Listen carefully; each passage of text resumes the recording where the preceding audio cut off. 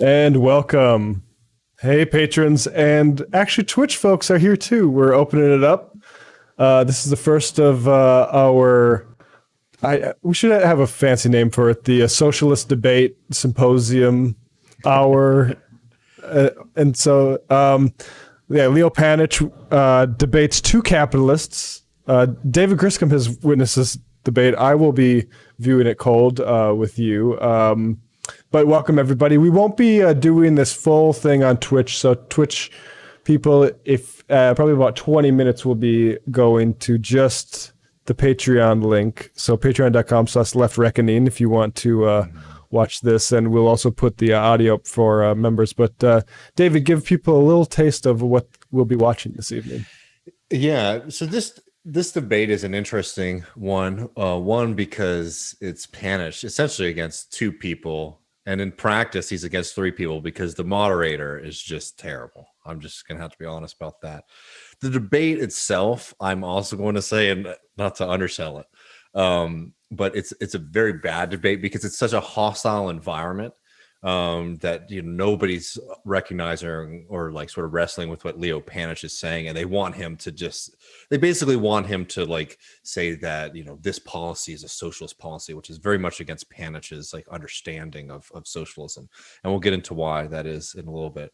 But it's a very interesting debate because you do learn a lot from Panitch, and it's also interesting to see what the other people bring up as counter arguments. I'll say Yarn Brooks, who is one of the people that Panitch is debating, is a very odd fellow. He's debated Ben Burgess a few times on his channel. And I have a lot of personal animosity to this guy just because I remember one time when I was doing those country music segments on Ben's show, logging in on time and sort of sitting in the waiting room while Ben had to argue with this guy Yarn. And the guy basically wouldn't get off the phone and was just going on about how he's worried that Ben Burgess and like the socialists were going to come into his house and like steal his like television. Right. And I'm just sitting there. It was like a beautiful Saturday afternoon or something like that. I wanted to be out and doing other things and having to just listen to this asshole. So there's some bad blood already, but it's a fun talk. It'll be interesting. So here we will share this. This is from the Institute of Arts and Ideas. Or of Art and Ideas, which I think Dave will be into about half of that. We really need the arts. And we'll pick this up from the very beginning. Is it a mistake to imagine that equality can be engineered by socialist planning? Should we be skeptical of those wrapped in fine ideals, or is there a form of socialism that can deliver on the dream? That's what we're going to be discussing today. So here on the panel, we have Leo Panitch, who is Emeritus Professor of Political Science at York University in Toronto. On my left here, we have Yaron Brook, who is Chairman of the Ayn Rand Institute. And on my far left, literally anyways, Kemi Badenoch, who is a Conservative MP for Saffron Walden. So Leo, over to you. Saffron Walden. In one of Barbara Kingsolver's remarkable novels, a woman asks her lover, "Did you ever dream you could fly?" And he replies, "Not when I was sorting pecans all day." And she presses on and says, "But really, did you ever fly in your dreams?" And he answers, "Only when I was close to flying in real life. Your dreams, which you hope for, and all that, is not separate from your life. It grows right out of it." Terry Eagleton, the great British philosopher who wrote in a volume I edited on necessary and unnecessary utopias back in 2000, that the only authentic image of the future is the failure of the present in its inability to redeem glimpses of our potential afforded by our own experience. And if you'll allow me finally... Not to do this all the time, but you could see Yarn is already pissed that like that like Leo Panitch is trying to give this very artful and like spiritual understanding of he's setting us up for something, and Yarn is like losing his mind if you watch closely. Yeah, and I feel like it mentions Stalinism, like is it the first word? in In the the YouTube description, the first word is like about Stalin and gulags. right. Absolutely. This comes straight out of the previous two quotations. Marx once said, socialism is not a state of affairs to which reality will have to adjust itself, but a real movement which abolishes the present state of things. So just to make it clear where I'm coming from, socialism is not a model. It's not an economic model. It's not an abstract utopia. It's not Thomas More. It's not even the much greater Robert Owen. Socialism is always the warm element in human life, which is aiming to unleash human democratic, sympathetic reciprocity in our lives. It is certainly not, as is most commonly and mistakenly claimed, state versus market. I'll stop there. That's interesting. Okay. Yaron. So the first thing that comes to mind when I saw the title, Socialist Dreams, is nightmares. He's a creative guy.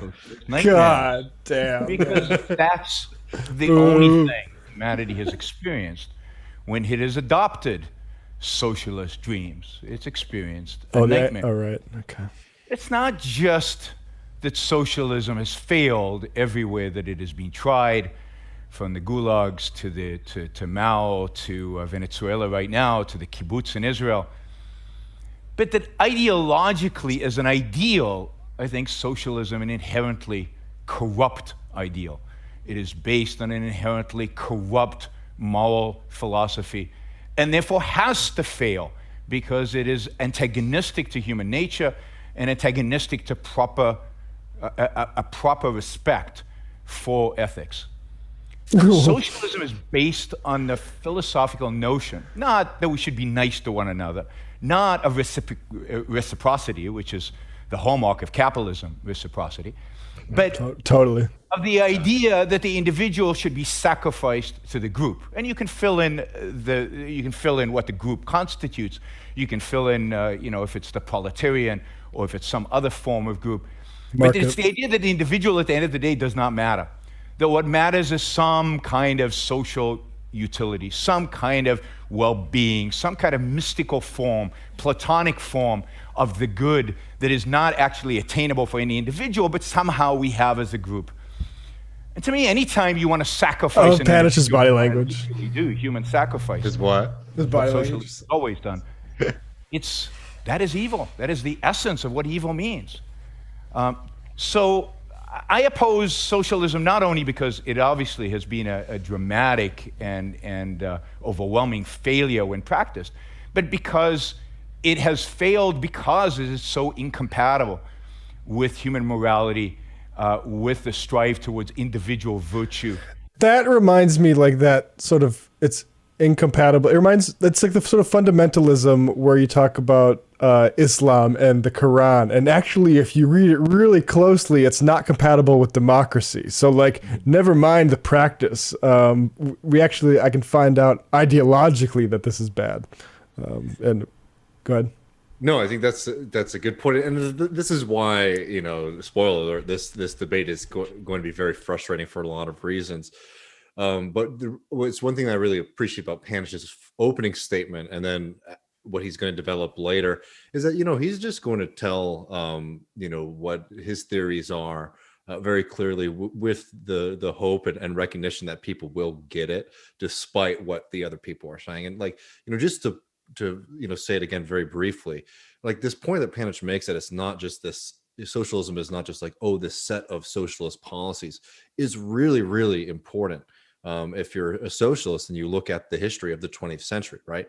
Like, think about what happens in the Soviet Union, right? You have the socialists, right, in control of the state, And even in that moment, they're not able to implement socialism. What does that mean, right? That's why Lenin, you know, one of the first things that they do is implement the new economic policy, which uses markets, uses, you know, capitalist relations to industrialize large parts of the society, right?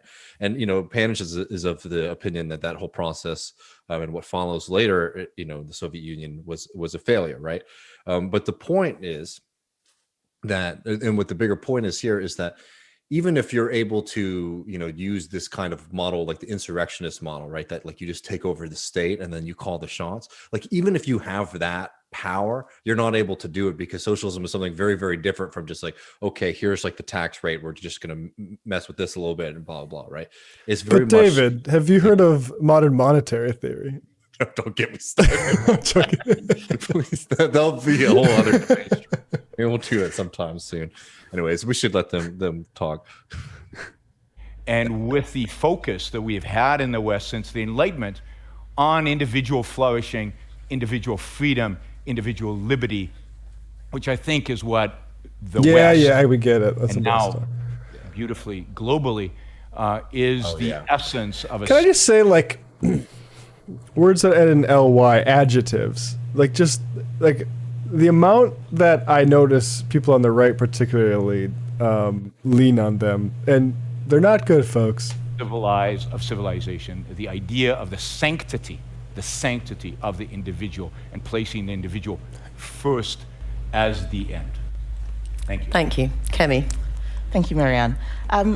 I think there's something in that, Yaron, that I can agree with, because I'm someone who does believe in individual liberty and personal freedom. That's what my philosophy is about. And I don't think that it is compatible with socialism. But I'm coming at it from a different angle, because I've actually been through it. Where I lived, we had socialism. They didn't call it socialism. I grew up in Nigeria. And this, I think, is one of the greatest tricks. You know, with apologies to Chris McQuarrie, who wrote The Usual Suspects. No, it gets good. That the greatest trick that socialism ever achieved was making people think that it hadn't been tried properly yet. And that's why we keep having the conversation Interesting about, formulation. even though we have seen time and time again what the results are. We've seen, in fact, two countries split themselves in two. By that I mean Germany and Korea, where they tried the two different models. And the model that the socialist model always ended up with people trying to get out and getting shot for doing so, literally wanting to escape it. And I think that is what you will always have with socialism. But the question which we were given was, can it ever work? And actually, it's probably very controversial. I do think in a very, very limited set of circumstances, which I'll elaborate on later, you can have it, but I don't think that you will like what it is that you see.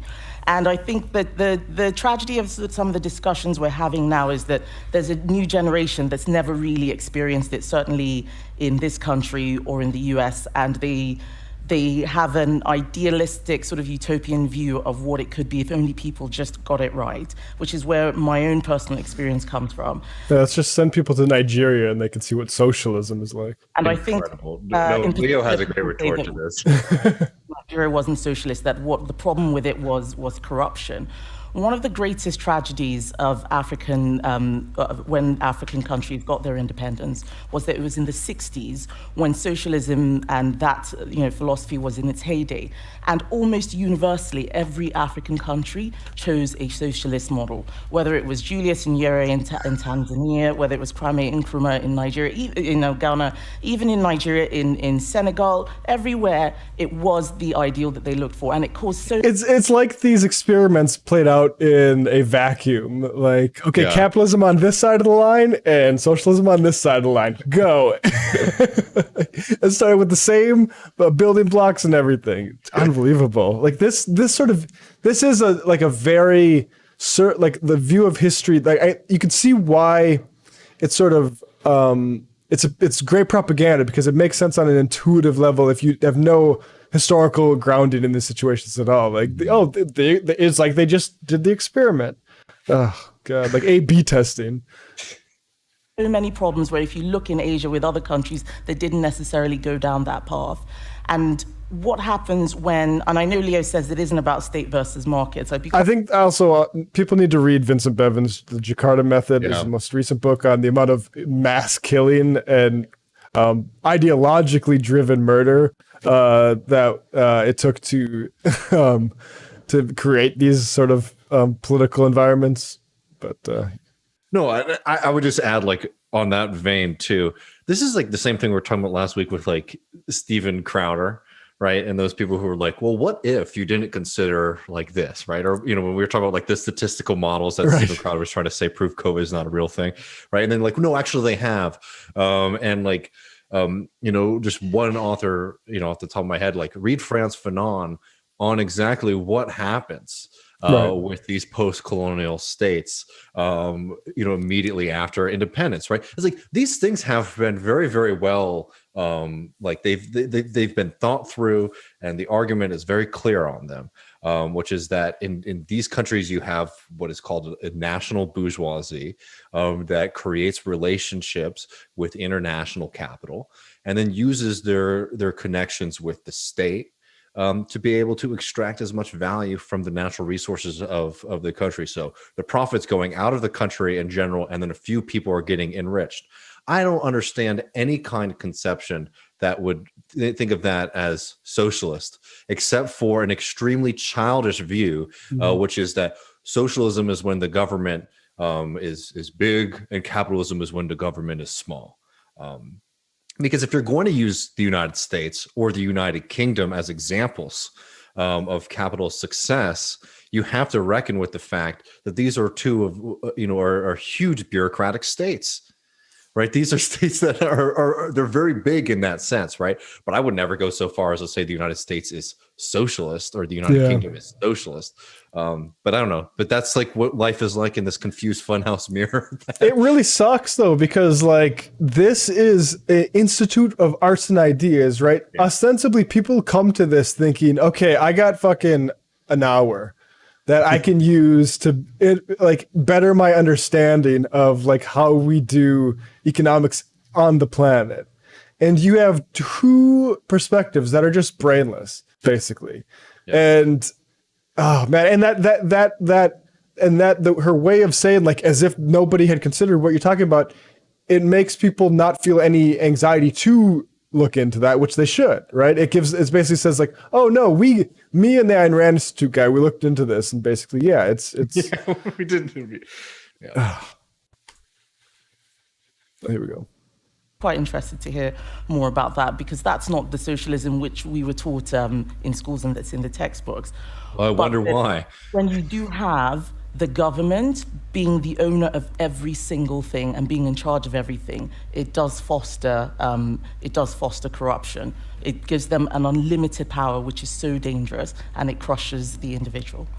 Okay, so what we're going to discuss to start with is whether we can achieve equality through some form of centralized planning, which is generally what socialism is about. Now, my worry is that you have almost defined socialism out of existence in your pitch at the beginning by saying it's not about sounds like destiny.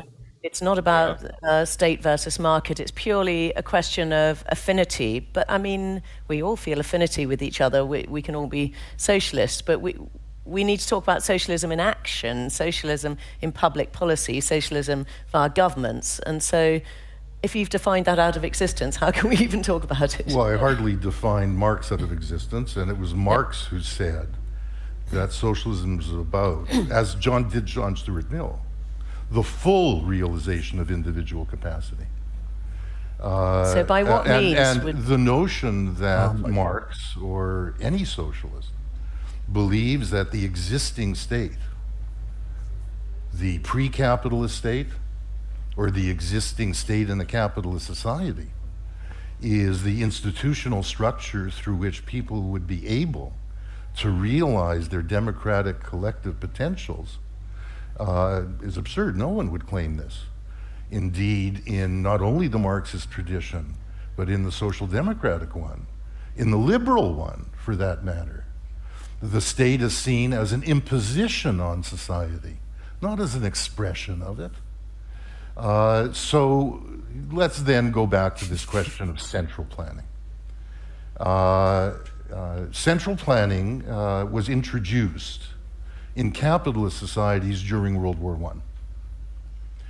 I. It was the mobilization of all resources by the state in order to prosecute the war. These were capitalist states, although pre-capitalist ruling classes, landed classes, were still powerful within them, and in my view, that was an element in what produced the war, although obviously capitalist competition for colonies, not least in Africa, which most of which were secured and turned basically into capitalist societies as colonies, and remained as such in Nigeria after independence, as Shell Oil indicates. That's where central That's a planning. good dig. It is true that Very- Lenin looked with admiration on the German post, Subtle too. but he did not look with admiration on German central planning, with its direction of labor, its conscription of trade unions and labor, etc. If you want to understand how that evolved in the Soviet Union, and it was not something that was a model that they imposed, you have to understand it in the context of the Civil War, the invasion of the Soviet Union by the forces that were victorious in World War I, and it was an unfortunate response to that Civil War, and I think, as Isaac Deutscher pointed out, the great historian of Stalin, the journalist for The Economist here in Britain, what happened during the course of the war was that the Incidentally, do you have a read on Deutscher? I know Hitchens recommended his books. Yeah, I mean, he's written a few big biographies on Stalin, and also believe Trotsky as well. I just wasn't sure because the Economist affiliation doesn't inspire hope itself. I mean, we could maybe later, but this is something that is very interesting if you read like the early reporting of the Soviet Union in English press from people who were there. There was a lot of positivity and excitement around it. Which I've always seen as generally as a plus, though I have seen right wingers, and I think Yarn actually might do this later in the debate, make the argument that it's only these intellectuals who are separate from society who get excited about these things. But no, there was a lot of positive reporting, which is very much needed to debunk a lot of the nonsensical lies that then became. It was an amazing example of collective amnesia. The way that people in the West started to think about the Soviet Union, right? It happens at first and there's a lot of excitement or at least interest. And then within 15 years, the narrative not only is chasing people's orientation toward it, but just on simple facts that have been reported in the major American papers 15 years ago now have been completely, blown up with these, horror stories and, many of them fabricated. Yeah. And all of a sudden Nigeria is socialist. Anarcho-syndicalists turned out more popular than the Bolsheviks when you had competing parties.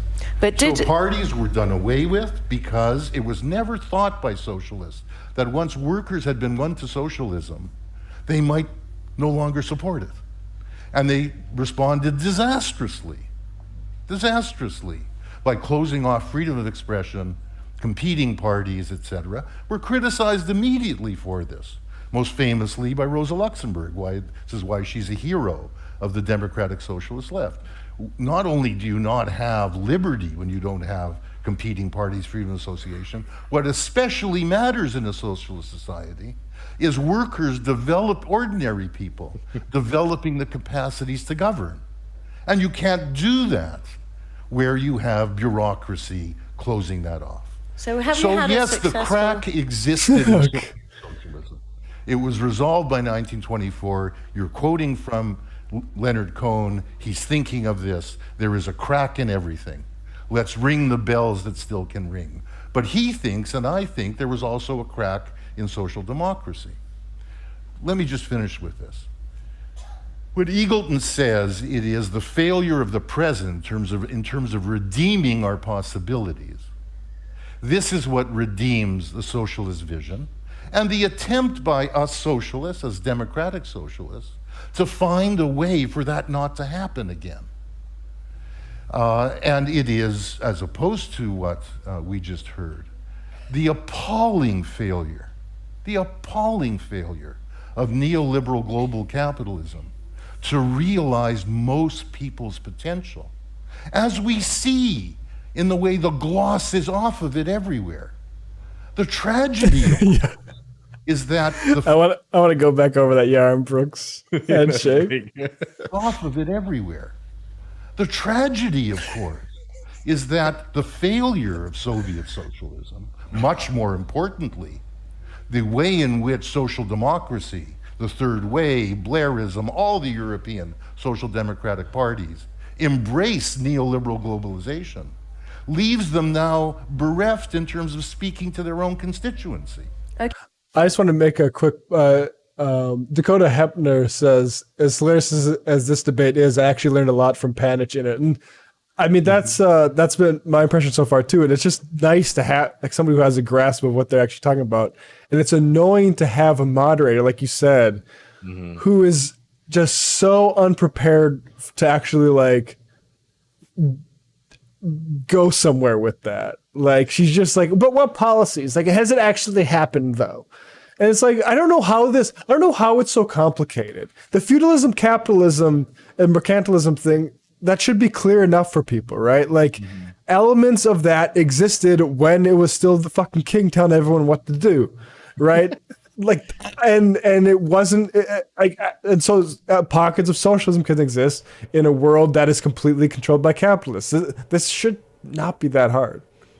Yeah, and I mean, yeah, and I think that's a good point from Dakota there, and that's why we wanted to do it, is because it's a very frustrating debate. I remember when I watched it the first time, it's very difficult to watch on your own because you're just getting pissed off at like particularly the way that the moderator treats this. Because what's frustrating with me about the way the moderator treats this is that, you know, Panitch is very unique in his ability to paint the picture well. He's an incredible writer. He's very he's very kind, but he's a pugnacious like thinker and debater. He's not somebody who's just going to sit and let somebody spout nonsense in front of him. So that's why we appreciate him. But you don't have to know Panitch or be very well versed in his work, though you probably should if you're going to be a moderator of a debate with him. But this is honestly a major current within socialist thought and writing. And as Matt was saying earlier, you know, to put on this debate in this kind of like, you know, academic way, and then to put forward such a trivial conception of what socialism versus capitalism is very exhausting. Yeah. Okay, I'm going to cut you short there, but I want to ask. And we're gonna go for another 5 more minutes. Then we're gonna kick the Twitchies off, and you can either go watch, give them an argument, or you could become patrons and continue with us here. So we've had now 101 years since socialism was first introduced in government. Yes. Well, if you count from 1917 onwards. In which country in that century has there been successful democratic socialism with, as you say, freedom of speech? Well, we're not talking about because it's been tried. It's been tried. An interesting question would be, in which countries was it like parliamentarily excluded, like by fascists or dictators? Like that'd be a question with an actual answer to it. All over the world. So where has it worked? It isn't a model that's been imposed. It's an outgrowth of particular societies in particular times, in conflict internally and in conflict externally. You say, but that's true of any socialism ideology. in Cuba didn't work. Did capitalism in Cuba work? Socialism in Cuba didn't come out of a model. It came out of the failure of capitalism in Cuba. And what happened to socialism in Cuba cannot be understood from beyond the fact that it sits on the periphery of the greatest empire in world history, right? Did socialism in Mozambique work? No. But one has to understand that, obviously, in terms of the conditions of Mozambique, its social resources, its place in the world. But then you're saying, I can point to 100 capitalist societies which we could say fail in Aaron's terms, in terms of liberty. Well, look at the number of capitalist dictatorships in history. Indeed, my fear today with Trump, with the xenophobia that people are being appealed to, is that just as it was said in the 1930s, he who speaks of fascism without speaking of capitalism should remain silent. I fear today that he who speaks of capitalism without speaking of fascism should remain silent. It may be we will turn to socialism because the alternative, in the name of individual freedom, is to treat everyone else as an asset. So you're basically saying it's the least worst, okay, Kemi? Oh my God. Not necessarily. Well, It's what we can do to realize our potential once we free ourselves of being treated as assets Yes, by people with property. But where has it actually worked in a democratic way with freedom of So, expression? Marianne, not a if I could- model that if- works. Okay. I'd like to come back on a couple of things that Leo has said. There's a general conflation between capitalism and free markets. They are not the same thing. One of them is a method of ownership. The other one is Is a myth. Like free market, people conflate capitalism and markets. Yes, the conflation between capitalism and free markets. No, I think that's actually fine. Like if you want to use those interchangeably, because free markets don't exist. It's a capitalist talking point. method of exchange. You can have free markets without having the capitalism if you want. And for example, if you look at the John Lewis partnership, for instance, Waitrose, that's not a capitalist model. All the employees have a share in the business and they all have a share of the profits. The co-op down the road is another example. There are loads of different types of models that you can have while still having a free market system. So the issue around capitalism, what Leo, I think, is calling capitalism is what I would call corporatism, where it's about. Oh, I love that move. That's my favorite. Or crony capitalism. Yeah, exactly. Yeah, so much of like capitalists, like apologetics, are just rebranding exercises. Yeah. Right. Oh no, capitalism is free markets. Capitalism is is good, but crony capitalism is bad. Blah blah. Yeah. You see that in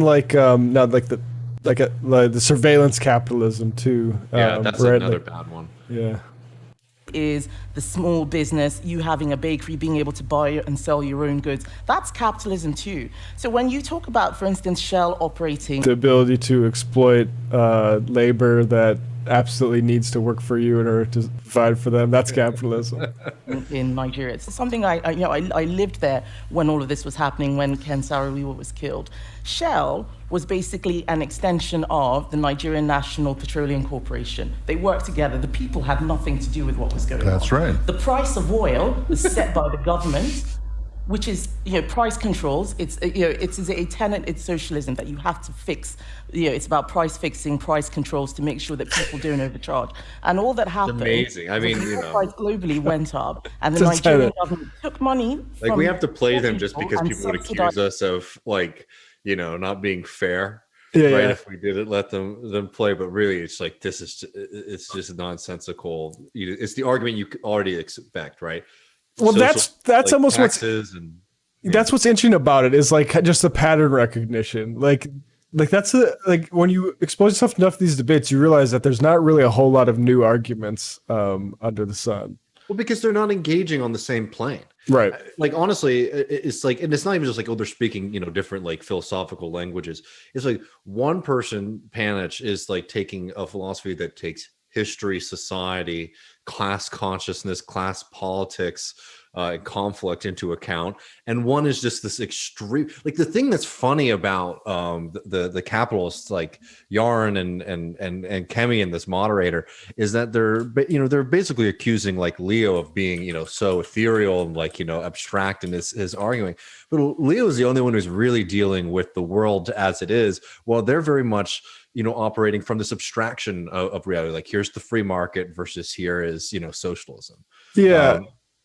And I don't know enough economic history to know what presidents have engaged in price controls, but like Nixon very famously engaged in a lot of price controls. I don't know. Does that make him a socialist? Did we have somebody should have let Hunter S. Thompson. And just to turn our fire, socialists make this mistake sometimes too.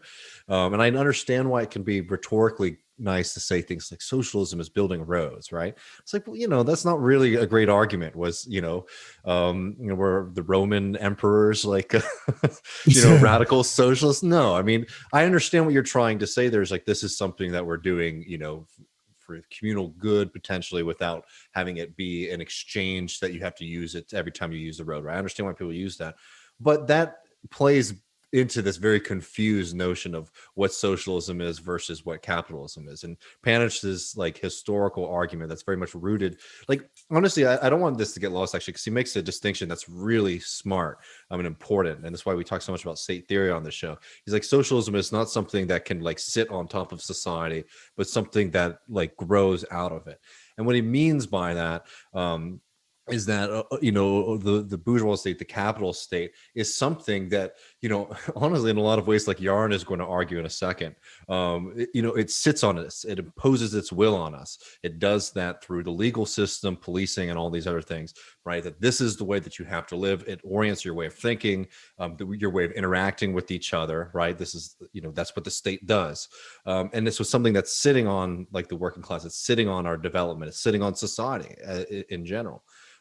And what Panitch is talking about is the state actually being an outgrowth of society. So, people, who are in a situation where, they're controlling their own labor in a workplace, are able to have outgrowths so that we can all interact with each other in a communitarian way, because that is something that will be necessary to have a state. People who think that we're just going to abolish the state and we'll have these worker co-ops, that would be a disaster.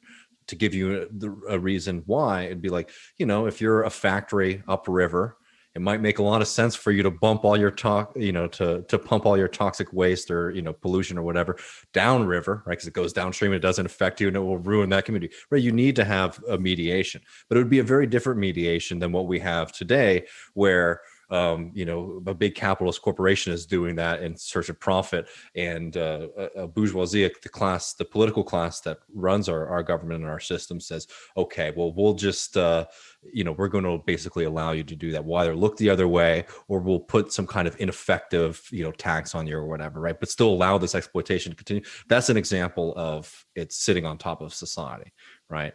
Versus a different kind of potential. Anyways, like the reason this debate is so frustrating sometimes is because he's giving these kind of rich examples, and they just get lost for her to say price fixing is socialism. Yeah. All right, Twitch folks, patreon.com/Left Reckoning if you want to catch up with us, and we will see you on Thursday. All right, so it's just us YouTubers. We'll continue here.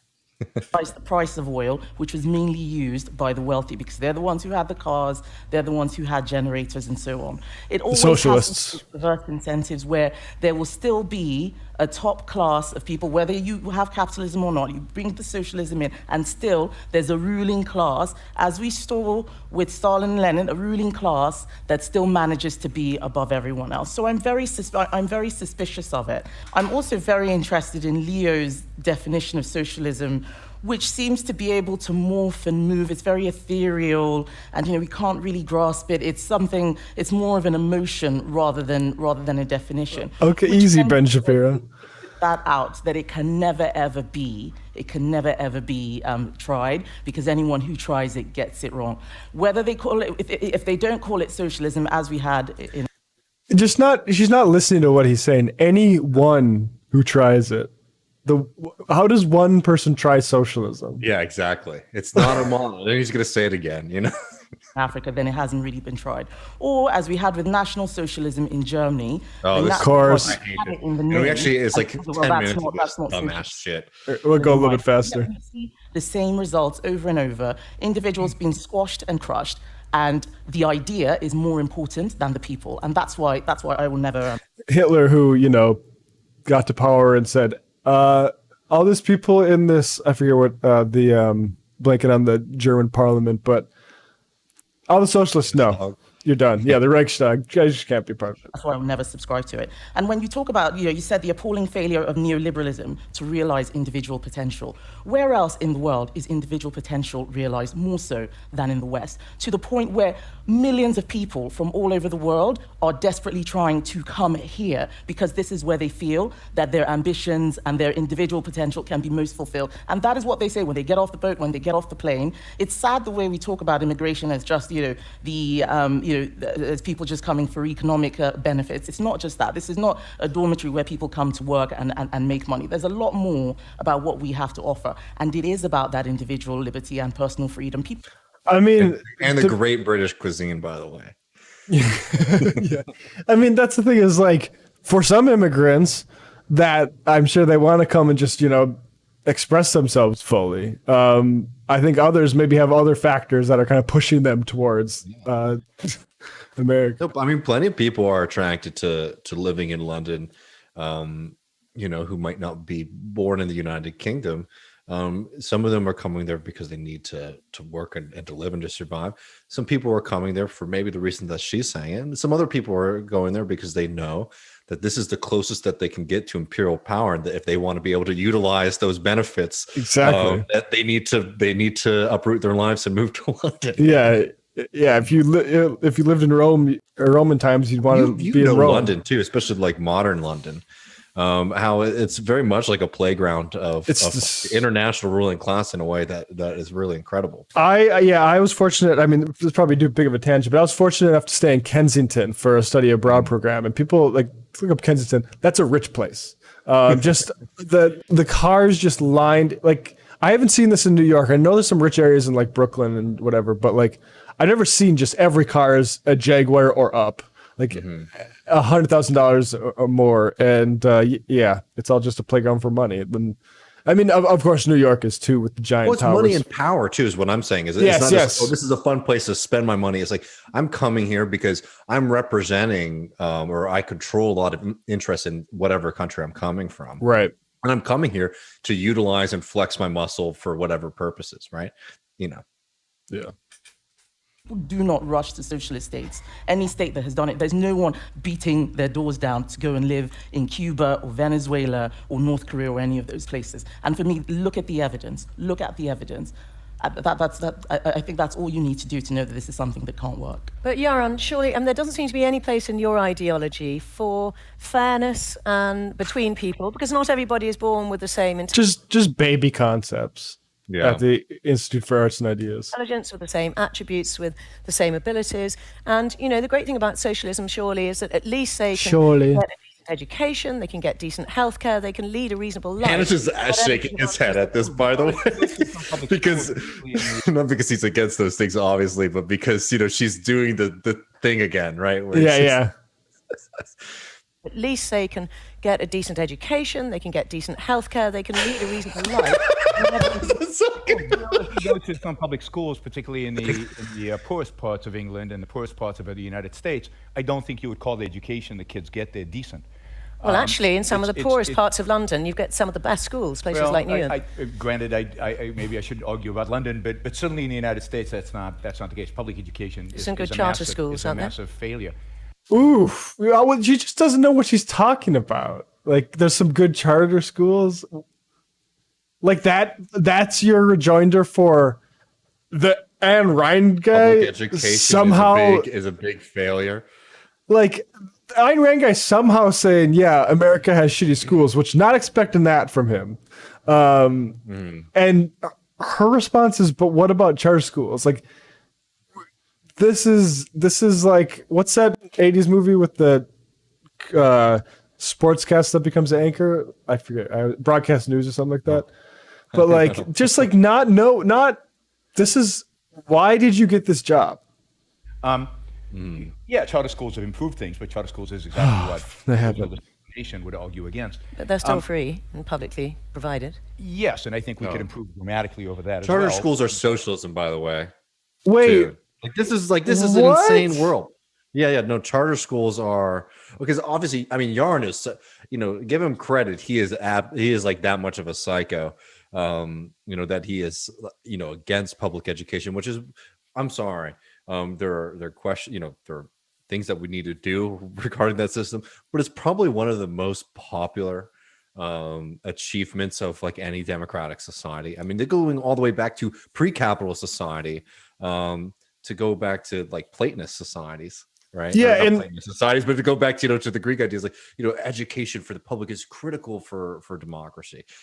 obviously in their context, who a citizen is, blah, blah. I don't need to get caught up in that. Well, and I'd also just say it's like it's not all the important thing about school. They just stress it like it's just an ideological conformity machine, but it also brings you in contact with people in your community like nothing else, like absolutely nothing else. But that's why they're so afraid of it. Yeah. But it's actually, anyways, it's amazing that this guy is so far into like this capitalist ideology that he's against charter schools, which are an incredible capitalist innovation. Hilarious. Essentially, like, clandestinely, like privatize an already existing public good. Exactly. Remove it for more and more public control. Make them free, don't make them publicly provided. But I have to comment on this neoliberalism's failure. Not that I'm a neoliberalist, because I think they're way too moderate in their support of markets. But I mean, She likes that. look around the world today and see darkness is to have shades, to be wearing shades. I travel all over the world. I've spoken in 60 different countries. When I go around the world, when I go to Eastern Europe, or They need to wear shades because of the way the sun is blaring through the atmosphere that's been destroyed by capitalism. to Asia, or I go to China, or you go to Vietnam, or you go to any of these countries, what you are seeing is that the creation of markets, the ability to have free markets, even in limited circumstances, brings Limited free markets. out human potential. People are so hungry to be free as individuals, so hungry to be left alone from the state dictating every single aspect of their lives. And as a consequence, over a billion people, Panitch looks like he wants to go home. extreme poverty over the last 30 years. And you can ignore that, you can pretend it didn't happen. But globalization has brought more wealth to the world, has helped the poor, more than any other theoretical abstract system in human history.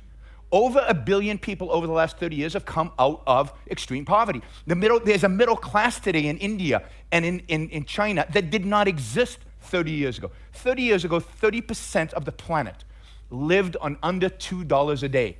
Today, the number is under 9%. Now, that should be something we should be celebrating and asking the question, how did this happen? This is indeed a beautiful thing. None of it happened because of foreign aid. None of it happened because of the exploitation of Marxist ideology. Socialism. We already had that. It's indeed the rejection of that Marxist ideology. It's the rejection of central planning. It's the rejection of the idea of the proletarian that has brought this around. It's You gonna say something? I mean, I don't want to get too bogged down in it, but it's funny, and I'm sure they'll bring it up in a second, or who maybe they won't. The China and the India example, right? Because They rejected central planning? They're bizarre. Like, I mean, how is it, like, if Nigeria is socialist, right, then India is socialist. If China, for fuck's sake, is not socialist, and Nigeria somehow, right? It's like, and I understand how they would prepare themselves to wiggle out of that, but like, depending on how you feel about the question, is like China actually socialist or whatever, is almost irrelevant at this point. Absolutely, because yeah. by the definition that these people are using for these things, it's absurd to use the like poverty reduction that's happened over the past century, without recognizing that the two prime examples of that are India and China. And then you need to start looking into what those political models are. I'm not even saying anything about countries being socialist, because I'm very much on the Panitch side of this like way of thinking about it. But if they're doing their thing, it's absurd for them to try to like flex their muscle about how great free market capitalism is, and then use the gains of China and India. Right. It's hilarious. It's the fact that Deng Xiaoping in China, as evil and a bastard that he was willing to say, look, it worked in Hong Kong, maybe we should try this in the area around Hong Kong and see what happens. We'll just leave them alone. And when you leave people alone, when you leave people free, then they create things that exceed our imagination, because you are liberating the human potential. And that is true. If you go back 250 years ago, 95% of humanity lived on $2 a day or less. Imagine your own lives on $2 a day or less. People tell me, we have a lot of anxiety in life today. Think about living where you're growing your own food and half your children are dying before age 10. That is the world before capitalism, before free markets. Capitalism is the greatest liberator in human history of the poor, of the 95% who used to be in adjunct poverty. It is the greatest system we have ever come across, and the antagonism towards it I find mystifying, because, again, Human life has never, ever, ever been better than it is right now, and it could be a lot better, that we'll agree on, because I don't think we're capitalist enough. We don't take our capitalism seriously enough, and there's a trick in your question, right? Because you have equated fairness with equality. But fairness never used to mean equality. Fairness means getting what you deserve. And I would argue that equality is not what you deserve. Some people deserve more and some people deserve less based on the value they create. But how do you define deserve? I mean, suppose you're born with special educational needs and it's very difficult for you to hold down a normal job. Do you just deserve to be poor because, something was a little bit wrong with your brain when you were born? In what sense do you deserve that? Pig. God. He's a pig. He's such a pig. So let's flip that around. What makes it, because you were born that way, what gives you a claim against what I produce? What gives you a claim about my effort and my values? That is, I might help you. How much do you think Yarn has produced in his life? Yeah, no shit, man.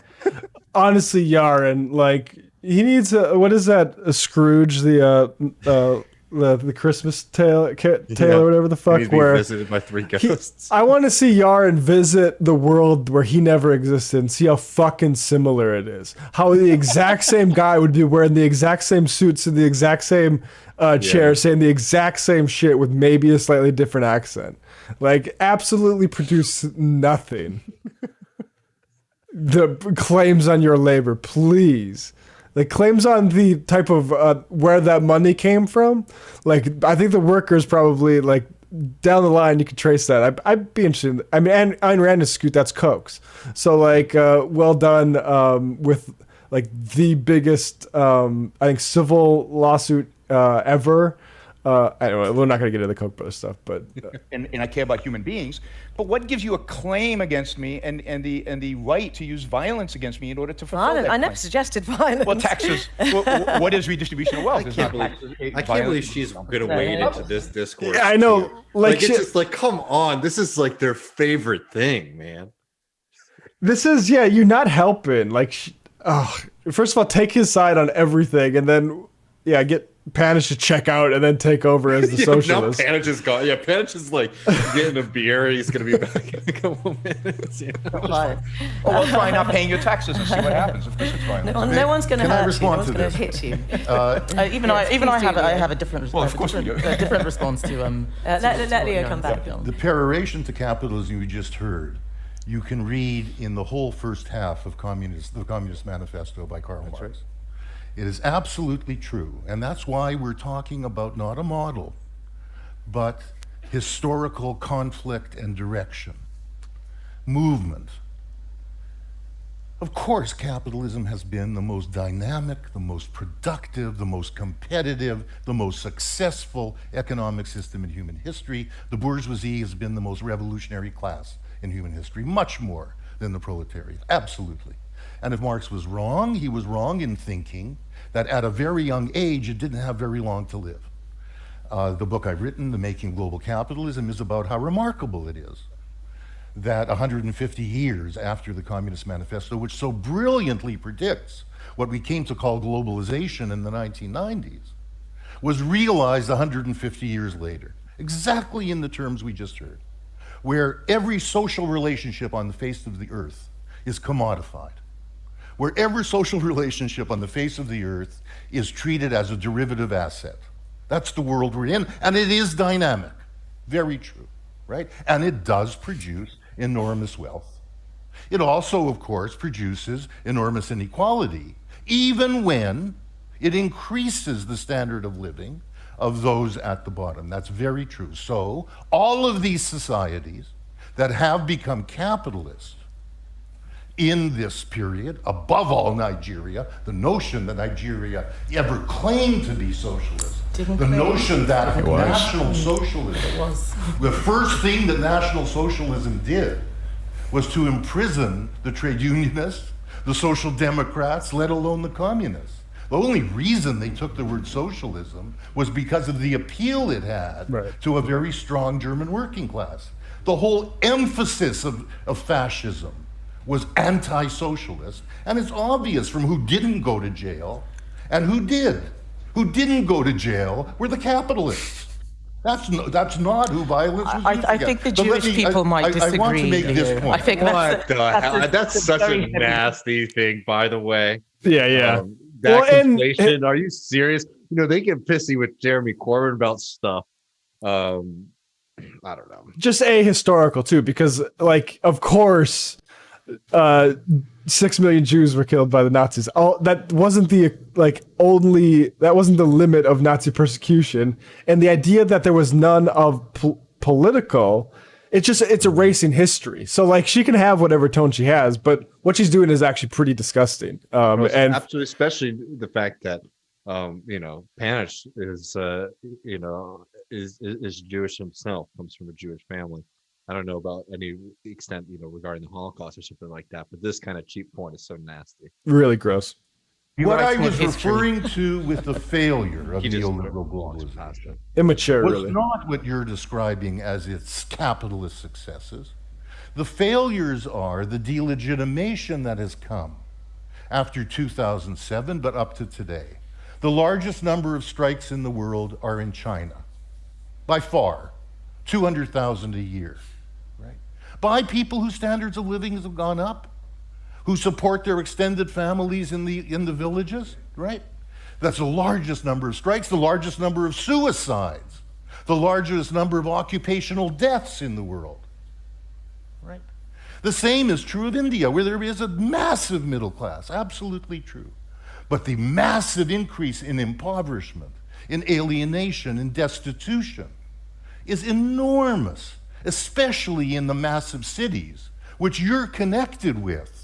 When you connect with someone in Chennai, and you think you're calling up BT, and it's actually some educated Indian on the line who is giving you advice about what to do to get your phone fixed. In that very city, which I've been, where 200,000 women have recently organized against Nokia by the National Indian Trade Union Federation, the impoverishment is stunning. It looks like Manchester.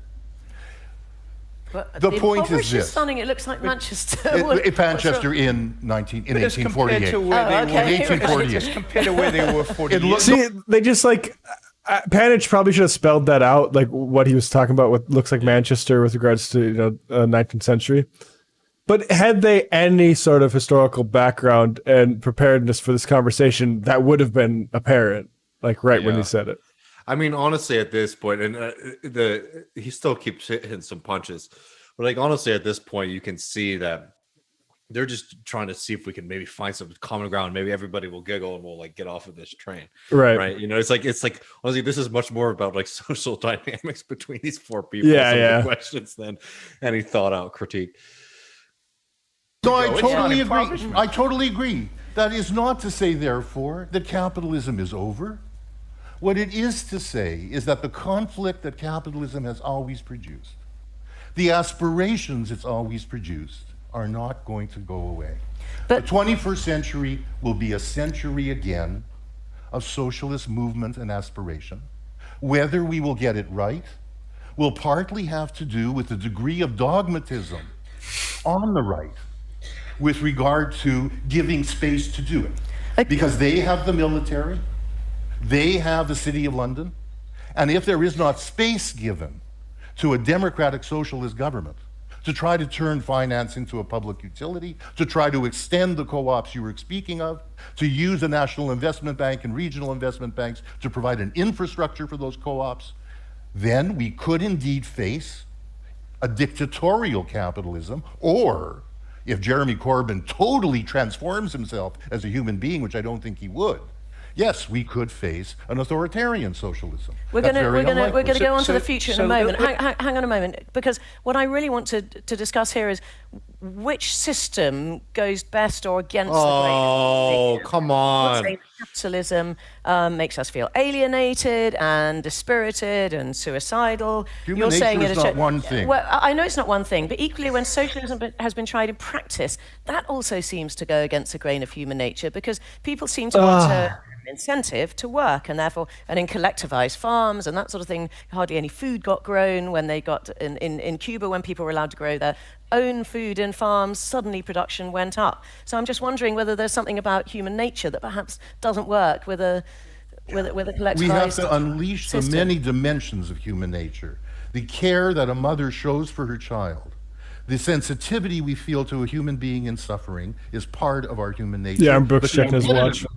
that he thinks is the goal of all human life. course not. Right? But the protection of his property is also human nature.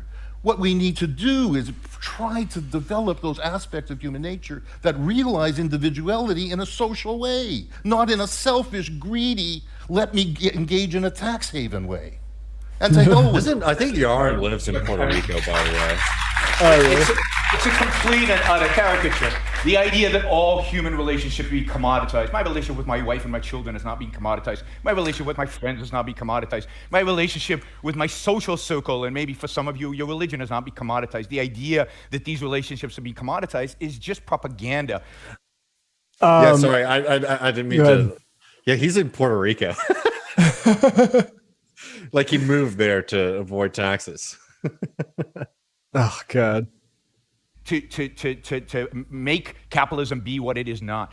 All capitalism is, and we're going to disagree a little bit about capitalism, and we're certainly going to disagree about what capitalism. First of all, the idea that all relationships aren't commodified. Like, how many times have you seen this? Like, I saw this recently. You are who you surround yourself with. If you surround yourself with like high earners, that's how you become a high earner, right? Like, I mean, every, and then you blame people for not doing that in college, which is an infection of a capitalist mentality, of that kind of mentality of commodifying every aspect of your life, that you're considering something that's so genuinely human as friendship and companionship, but you're considering it in a kind of transactional way. It's like, okay, well, what am I getting from this? Yep. Absolutely. It's a good point. Capitalism is freedom. Capitalism is the freedom of the individual to live his life as he sees fit, free of coercion. Free of coercion Sorry, what are bosses? of the state. Also, somebody made a good point in the chat that I wonder if he signed a prenup for his relationship with his wife. From his neighbor. Ask a miner in a Welsh mine. And free of coercion from the co-op. Yeah. It's not what we have today. We don't have capitalism today. We have elements of capitalism, but the reason there's so many strikes in China today is because China. The fucking gall that they get off on calling Panitch slippery or ephemeral with his debates, and then basically make the exact same argument, but that we're as if we're emerging from some sort of totalitarian communist society, is ridiculous. Is not capitalist, but there are elements of capitalism in China, just like there are elements of socialism in China. But what makes China rich, what allows the individuals in China to achieve their human potential and to live up to their human nature, is the capitalist element. It is the socialist element that is actually suppressing them and causing them to strike. It is in the state-run enterprises where you're seeing the strikes. It is not in the private sector that you're seeing the strikes. So it's a perversion to describe capitalism as fascist. Yes, the capitalists, so-called capitalists, the people with money, and not everybody with money is a capitalist. The people with money who wanted to cooperate with the Nazis didn't go to jail. The people with money who didn't want to cooperate with the Nazis did go to jail. To make this about class warfare, fascism, and particularly Nazis, is a complete and utter distortion of history. Certainly there were rich families in Germany who cooperated with the Nazis, and they should go to hell for that. But it is not true that every single person with money was a Nazi, and that money defined their cooperation. Many of them refused. Who will think of the rich? Yeah. The rich and I mean, this is just demonstrable that the Nazis were on the side of business. I mean, there was business that would have preferred more moderate, conservatism, blah, blah, blah. Ultimately, like, it was a hammer that struck down the danger of socialism. I mean, that's the deal. Hitler was explicit about that. Might not have been happy about it, right? But they were more than willing to go along with it because they knew that they wanted to win the class war, because they knew that all of their power and wealth and material interests went with that, right? Certainly if they were Jewish, but even if they were not. Fascism is the antithesis of capitalism. Fascism is far more similar to socialism than it is to capitalism. Indeed, at the edges, socialism, communism, and fascism are brothers. Yes, the Nazis got rid of their political enemies, but they imposed the same kind of central planning as the socialists did in Soviet Union. It just had a slightly different form. Both are anti-democratic, both are anti-freedom, and both want to sacrifice the individual to some grand view of humanity, whether it's for the sake of the proletarian, the working classes, or for the sake of the Just to say this, like this point about incompatible with democracy, the whole point about capitalism is, say that hydroelectric dam that's private now, that means it's not under democratic control when it once was, at least nominally. So that's where capitalism, fundamentally, if we're talking about things that are not compatible with democracy, it's capitalism. But let me make one other point about spiritual values or whatever. I mean, when I look at the 19th century, and I look at somebody like Beethoven, who was born, if you will, under a feudal system and it grew up into a more capitalist system, I see an artist going from a position where he was completely 100% dependent on aristocrats for being able to create his music and put on performances. By the end of his career, he's doing live events, public events, where the new bourgeoisie are paying to come and see him perform. And what you see throughout Europe is a flourishing of self-expression, a flourishing of the arts, a flourishing of massive diversity, artistic, spiritual, ideological, wonderful debates and discussions and salons. And that beautiful throne that they're sitting on is built off of silver extracted by force and turning South America into an open pit mine. I mean, it's so incredible to talk about the influx in like wealth and opulence of that period of time, right? Beneficial as it might have been for European people, right? And to the arts and things like that he's saying. And all these people had cotton clothes that were really nice and cheap. Imagine. Yeah, exactly. I wonder how that came about, right? And it's like, we recognize the historical arguments about capitalism eradicating, more systems like feudalism and recognize as a whole a positive thing. They just took the mantle. They took the power from the king of deciding.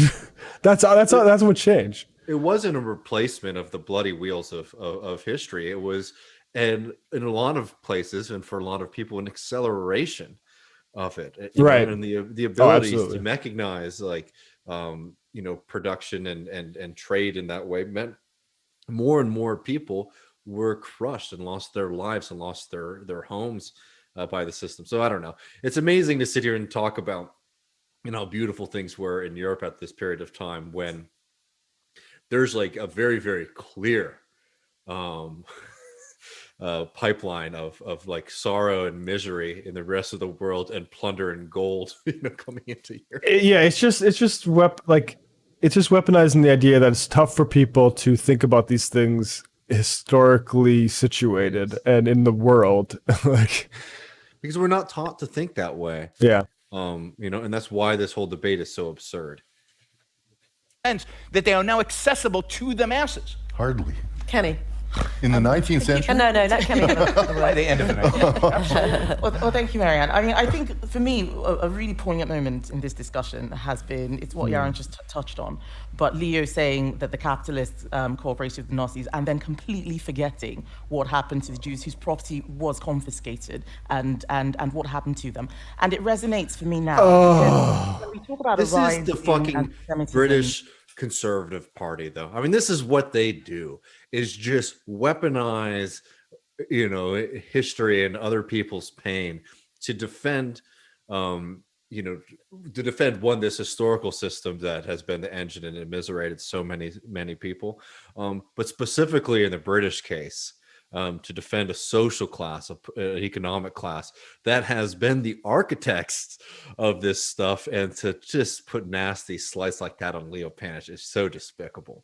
I'm saying is like when you spend your entire life making excuses for a ruling class that has just done unspeakable horrors on the rest of the world, that you're now going to sit here and throw mud at somebody like Leo Panitch about the Nazis trying to conflate it's really despicable. Yeah. What was the Tories' position on Hitler? Was that always something you wanted to publicize? Is that something we want to remember? God. I think it is actually linked to it's linking capitalism and being Jewish. There's something about that link that's coming up, and then the anti-Semitism in its own way is an anti-capitalist expression that's come out in a particularly ugly form. Like I that cannot mural see- that Jeremy Corbyn approved of. Well, which is- do you know, I'm not even sure he really understands exactly what is going on. Not like she does. Oh, you do think? Well, fine. Well, some people think that he You think I understands and is said happy. something that didn't refer? No. I think that we get these. Excuse me. No, Leo. Listen to what I'm saying. Let me. You've had your chance. There are blank spots which people tend to have when they're talking about socialism and capitalism. They see the very best in their own motivations and opinions, and the very worst in their opponents. This is And then just they that get same these shit. Bad things which have happened by people on their own side. And it's interesting, you talking to me about Nigerian capitalism, this myth of Nigerian capitalism. It really saddens me because I lived it, I grew up in it. I went to a school, for example, where you had to take exams. By the way, and- she's like a super well-off person who entire lived life all was over. decided. These are the subjects you're going to study. You pass. It was known as the 11 plus here in Britain. No, nothing like that at all. It's not the 11 plus. This is about if you score above a certain amount, you've got to do sciences. And it's why, for instance, you find more African and Asian women in engineering courses. I studied engineering because it's state designed. I had an exam which was similar to the 11 plus, and what they did was they took all the scores of everyone who was there and who took the exam, and they sprinkled us around the country because they wanted us to be equal. They didn't want us to go to the school that was nearest home. They wanted everybody to understand what it was like in a different part of the country. So can you imagine? Leo's like, damn, this is socialism. Going to send you to a school 500 miles from home. State boarding school, it had to be. We had to do manual labor so that we could learn about these values, these social values, learn about the land. Nigeria is not a had a socialist machete. government. And then when you Let Camille explain. and that becomes because people go there and they see markets and people buying and selling and they call it capitalism. The state defines how much the currency is worth. So you can't buy foreign exchange, for instance. So a black market is created where the real value of the money exists. She's tearing And if up. someone like my mother or father wants to come to this country, she buys, if she wants it quickly, she buys it off the black market. If she wants it at the official rate, she goes to a bank and she writes for permission to change her own money at a rate that is viable. That is what the wealthy people do. It always fosters corruption. But people don't understand this. They confuse the ability of someone to be able to sell trinkets and maybe set up a business as capitalism when the entire structure is actually about state control. It's about about state socialism. intervention and telling people what they should do and how they live their lives. You can't do anything on your own I think without you having make my that point. permission. That capitalism as a real historical system has existed far more with dictatorial governments than it has with what we call democratic ones. What we call I democracy. Cannot be disagree. capitalism. Capitalism is about think- individual liberty. So The thing about inviting a Tory politician to something like this is she can't not disagree with that. Like, okay, I mean, I guess none of these people can actually like change it, but it's just like, it's weird having a politician. I don't know. Yeah, I think that's by true. definition, a dictatorial country I is think not a capitalist In country. fact, I think what actually, For heaven's what it is sake. that not for dictatorships heaven's sake. That are is the so reality. common that you will find capitalism in dictatorships. You'll find socialism God. in dictatorships. But when you look, Just like, I can't, the idea, like, okay, like get specific. Like, if you know all this, if you can educate Leo about dictators and, oh, there might be some capitalism among some dictators. Like, but this is all just like, it's really frustrating. It's because it's just received knowledge. Yeah, this is the rage part. at the impact on other people's lives. When you look at the bare facts of do people want to live in these socialist states? No, they don't.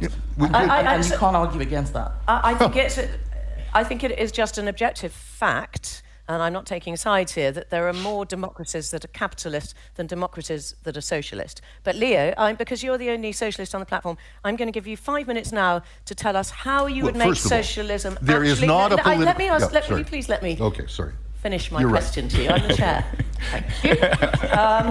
I will give you 3 or 4 minutes. to shut explain up, exactly Panitch. how you put socialism in action, retaining all the democratic freedom of expression, that sort of thing, in a way that would work in a country like the UK. Good. The democracy that we enjoy, the very limited democracy that we enjoy in the advanced capitalist societies, and political scientists of every ideological stripe agree with this, cannot be understood apart from the formation of organizations of the unpropertied who demanded that they be included in the state just like being unpropertied.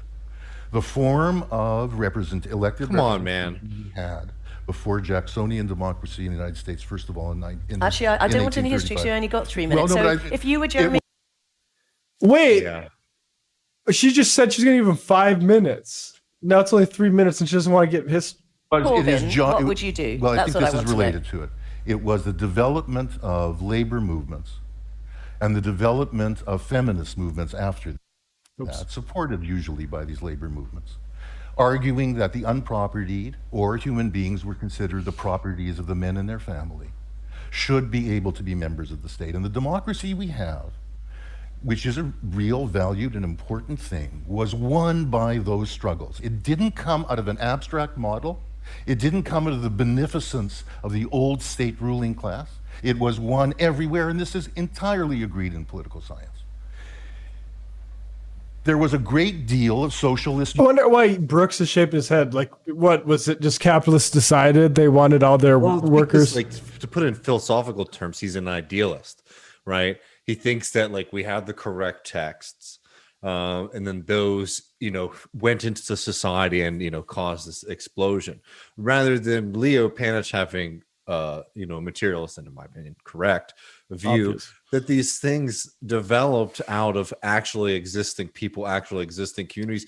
I'm sorry, Yarn is going to go off on some nonsense as his like slam dunk at the end of this, right?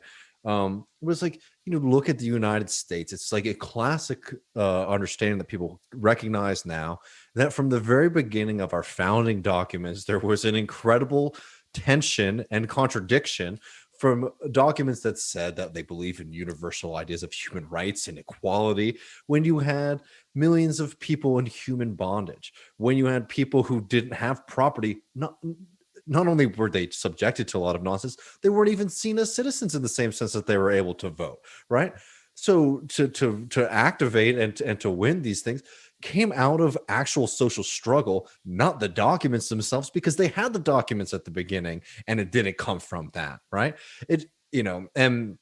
And this is the point, and this is why I find Panitch to be such a great speaker and teacher of these points, is because because a lot of people say like, okay, you have to understand history and all these things, but he really does lay these things out clearly for people, saying you have to understand these are social processes and not just something that's coming from up high. Which is what the moderator's trying to make him say. And, whatever, like, you can maybe even say like, okay, maybe you might think that is slippery or whatever, but you have to let them articulate that point. You can't tell somebody who is a materialist, somebody who's who's recognizing that these things come out of history, come out of social relations and all these things, and then force them to have like, okay, here's my prognosis of the 10 things that, we need to do in government to implement socialism, right? It's absurd to do that. And it's not like intellectually curious at all. Yeah.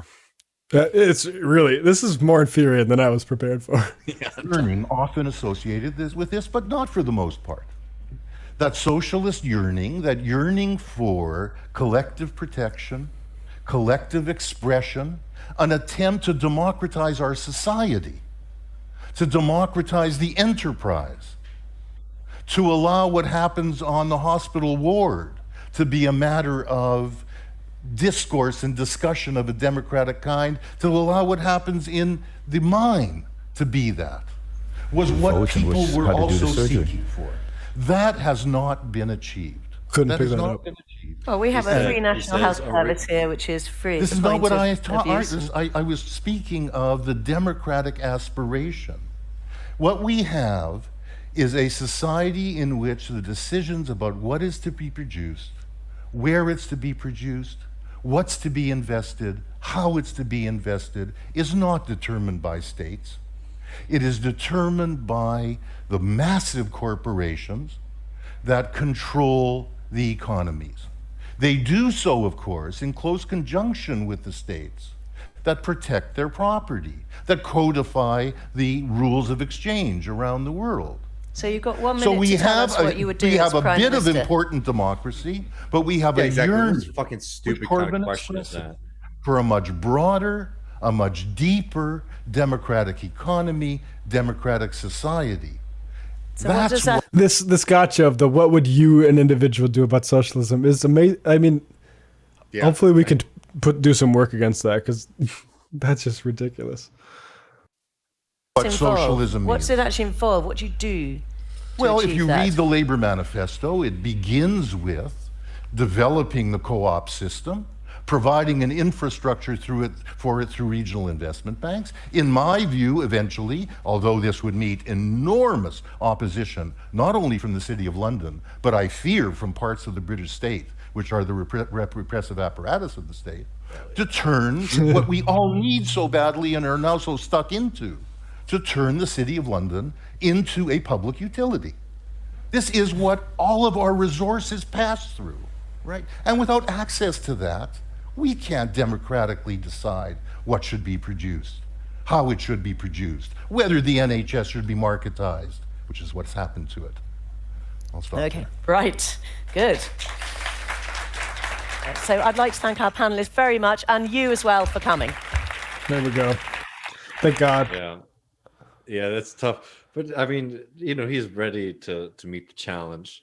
But again, like, like the reason he brings up that public investment and like taking over the City of London at the end there, is because it's really important that you don't separate those things from social struggle that's necessary to produce them.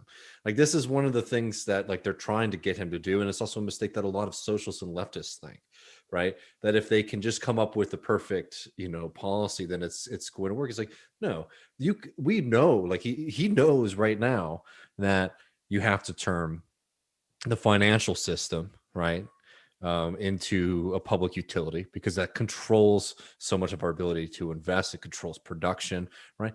To do anything, you have to have control of that. But he doesn't just want to say it in the sense of like as some kind of throwaway line, because to do that is going to be met with resistance and all these other things. Like, to say one thing without the other, the mechanism for how you're going to get there, it's critical to do that. Yeah. I mean, I can't believe how reminiscent it is of the Richard Wolff Destiny debate, really. It basically the exact same shit. The simultaneously completely understanding that like capitalism can exist within the context of something you don't consider capitalism, but asking where socialism exists. Like, yeah. Yeah, I mean, and it's extremely unhelpful. Because you can either take like the Panitch or the Wolff, route, which is probably the correct one, right? To just continue to try to make your point, or you can do what some other people would do, would be, to argue about the benefits of a system like they have in Cuba or in Vietnam, which is always surprisingly, by the way, left out of these discussions. I feel. Right. Obviously, it's not China or India or Cuba, which is a very famous example, but that's a pretty historical country that has a unique model. Again, I think that it would be unhelpful to say, Vietnam is socialist in the sense of like, this is a model, but there's developments there. There are things that are very interesting in that society. Right. But then if you take that route, then you fall into a trap of having to defend everything that the state in Vietnam is doing, which would be incorrect position as a socialist to take, and also would just be exhausting because you would never get to the crux of the matter. I don't know. The debate's interesting though. What do you think, Matt? I thought it was like I think Panitch is great, and I thought when he was able to get rolling outside of being harassed by chicken shit, squabble stuff. I thought it was very informative, and I also am a person who likes occasionally checking in with just what the songs the other team's playing, and it's always the same fucking stuff. But there's something kind of a bit reassuring about that, because I don't think that like that whole thing of, I think it just says a whole lot about how Leo forgot about the Jews and the Holocaust. Like, what the fuck is the accusation there? I mean, that is remarkable to see that, especially in light of like how we're seeing that sort of line. But that became such a great well for the right wing to dive into, and it still obviously exists today. But you could see certainly the conditions, and man, it's sometimes sad to think though, that at that moment we're even looking at, Jeremy Corbyn, movements within the Labor Party. Yeah, no, I think that that's a good point. It's like you have to see the song that they're singing, and also recognize that Panitch also took that debate in a very different direction that a lot of other socialist debaters would do either. And I really like that appreciate- too. Like Especially- go ahead. Oh, I was just saying, especially now when we're trying to do all this work, and we're having arguments with people who mighty close to the Labor Party, like in the Navarre media crowd, who have been doing all this BS praising Biden because his plan is bigger, right? And I think that's people who watch this show know we very much disagree with that kind of conception, in that kind of Panitch a way of thinking about what socialism is. And we're finding out, by the way, now a few months into Right. it's been complete bullshit. Surprise. And a lot of people should spend a little bit of time, dealing with that. But I bring that up because that's why Panitch is so interesting and important for people to deal with today, because he is looking at these questions in this historical way that even though like the political scene is different from even in 2021 from 2018, right? The questions that are being asked, how we're dealing with it. But I think it's important to realize, this model still is able to speak today as it was then. It probably has some very serious legs. Yeah. All right, folks. We'll be back. Enjoy the rest of the week. I'm gonna go enjoy basketball. That's what I'm curious that about. sounds good. See the scores, but yeah, and we'll see you on Thursday. Anything to plug for you, David? I'll be jumping on tomorrow. I think about let's say 4 Central. I might change that, but that's what I'm feeling right now. All right, cool. You heard him, folks. We will see you then.